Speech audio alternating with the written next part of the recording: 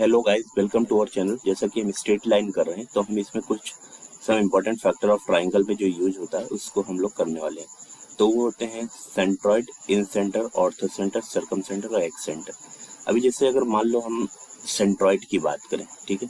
Centroid में क्या होता है एक्चुअली, देखो, सेंट्रॉइड होता है मीडियन जो होता है किसी भी ट्राइंगल का, उनका इंटरसेक्टिंग पॉइंट होता है। जैसे सपोज दैट ये हमारे पास एक triangle, this is the triangle, okay, जिसका वर्टाइसेस अगर मान लो आपको दे रखा है x1 y1, b है x2 y2 एंड c है x3 y3, ओके। तो जो इनका मिड पॉइंट का कोऑर्डिनेट होता है, जैसे ये मिड पॉइंट होगा, ये इसको इससे मिला दिया, ये यहाँ से इसको, ये मिड पॉइंट होगा, इसको इससे मिला दिया और इसको मान लो यहाँ पे मिला दिया, यहाँ पे। तो ये जो पॉइंट होता है ये वाला, इसी को हम लोग सेंट्रॉइड बोलते हैं। सेंट्रॉइड, इसको क्या बोला जाता है? सेंट्रॉइड। और जो इसका फॉर्मूला बनता है सेंट्रॉइड का, सेंट्रॉइड को आप सी से भी डिनोट कर सकते हैं, ओ से भी करते हैं। तो सी मान लो, तो इसका जो फॉर्मूला आता है x1 plus x2 plus x3/3 और y1 plus y2 plus y3/3, ये हो गया। दूसरा, जैसे मैंने बात करा इन सेंटर का, तो इन सेंटर में आपको क्या करना रहेगा? इन सेंटर में, इन सेंटर में इनके जो एंगल होते हैं, एंगल बाइसेक्ट, यानी एंगल बाइसेक्टर का जो इंटरसेक्टिंग पॉइंट होता है, जैसे x1 y1 हो गया, px2 y2 हो गया, px3 y3 हो गया, x3 y3 हो गया। तो ये मान लो यहाँ का एंगल हाफ हाफ हो रहा है, ये मिला दिया। इसी तरीके से यहाँ पे एंगल का जो बाइसेक्ट हाफ हाफ यहाँ पे भी हो गया, एंगल का बाइसेक्ट।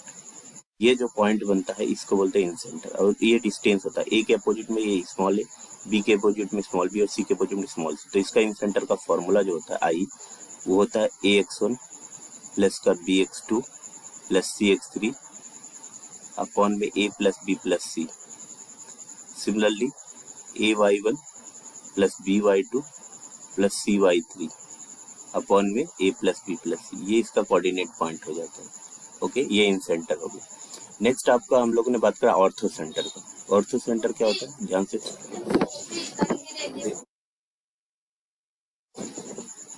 ऑर्थो सेंटर, तो ऑर्थो सेंटर जो होता है,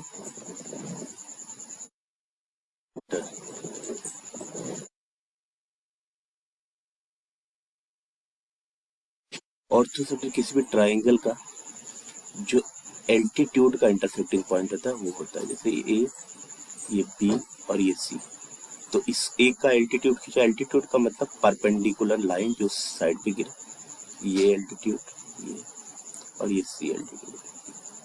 तो ये हो गया ऑर्थो सेंटर का फॉर्मूला। ओ सॉरी, ये ऑर्थो सेंटर का डायग्राम। अभी देखो, इसका जो फॉर्मूला बनता है वो होता है x1 tan a plus x2 tan b plus x3 tan c upon tan a plus tan b plus tan c। ऐसे y1 tan a plus y2 tan b plus y3 tan c upon tan a plus tan b plus tan c।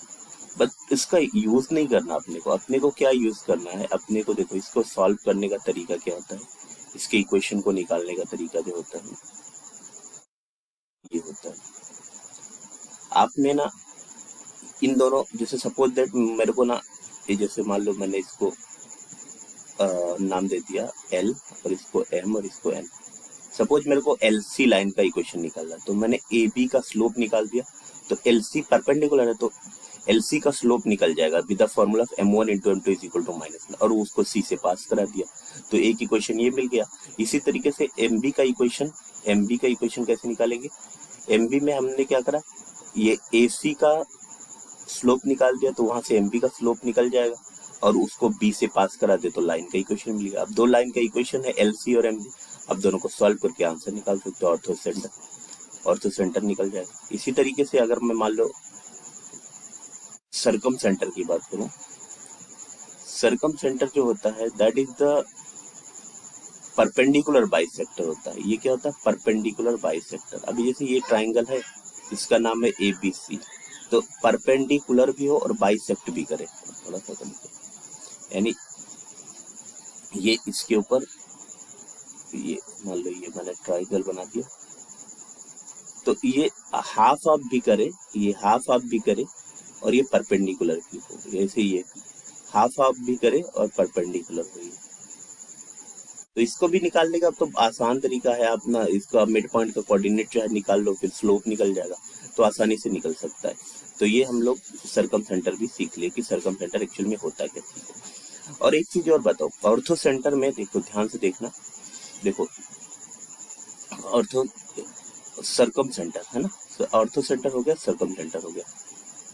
अभी जैसे suppose that अगर मान लो मैं आपको यहाँ पे एक सेंटर, अब नेक्स्ट आप देखो एक सेंटर क्या होता है एक्चुअली में, एक सेंटर क्या होता है, एक सेंटर एक, देखो कोई भी ट्राइंगल है, ऐसा कोई ट्राइंगल है, ये ट्राइंगल हो गया, तो एक ऐसा, देखो सपोज इसको मैंने थोड़ा आगे बढ़ाया, इसको थोड़ा आगे बढ़ाया और इसको भी थोड़ा सा आगे बढ़ा दिया, इस वाली साइड को है, आगे थोड़ा आगे, यानी जितने भी साइड है सब।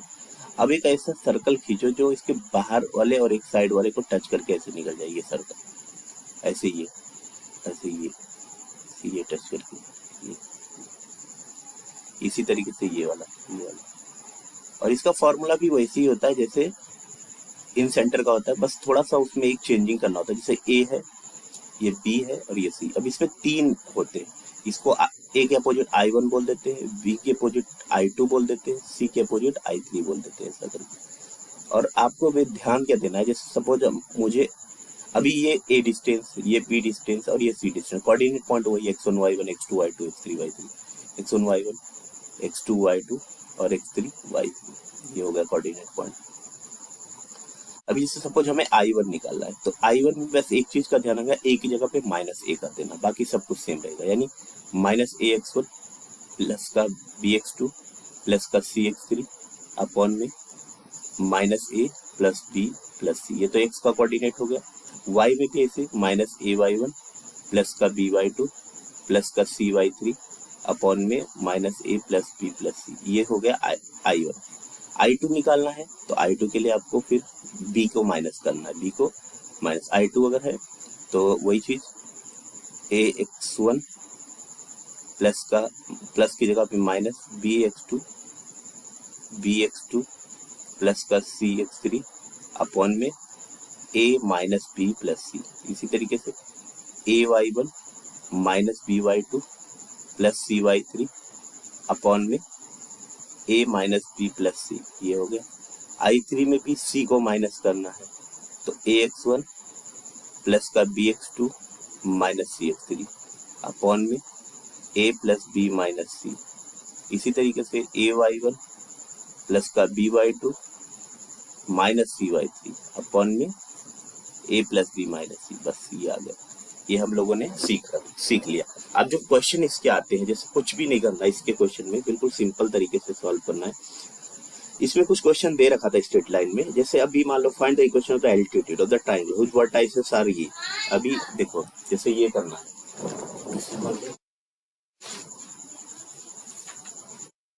आपको सेकेंड मैं नेक्स्ट पेज ले लेता हूँ। अभी से ये क्वेश्चन मान लो आपको सॉल्व करना है, सिंपल सा क्वेश्चन है सब। Find the equation of the altitude of the triangle vertices are. जैसे क्वेश्चन है, एक ट्रायंगल है ये, उस वर्टाइसेस कितना दे रखा है 2,5, ए की वैल्यू कितना है 2,5, बी की वैल्यू कितना दे रखा है 6, -1, 6, कितना -1, और बी की वैल्यू, सी की वैल्यू -4, -3। अभी मान लो मेरे को ए से यहाँ पे एक एल्टीट्यूड ये परपेंडिकुलर गिरा दिया AM। अभी मान लो मेरे को AM का इक्वेशन निकालना है, सिंपल सी बात। मैं BC का स्लोप निकालूंगा, उसको रेसिप्रोकल -1 कर दूंगा जैसे, और फिर 2,5 से पास करा के, और हम क्या करेंगे पॉइंट स्लोप फॉर्म से इक्वेशन ऑफ लाइन लिख देंगे। जैसे सपोज अगर मैं M ऑफ BC का स्लोप निकालता हूँ, तो y2 - y1 -3 और -, +1, y2 - y1 ना, -3 + 1 अपॉन में -4 और -6, तो ये आ जाएगा -2 और अपॉन में -10। ये माइनस से माइनस कैंसिल, यानी 1/5 आ गया। ये MBC का स्लोप है।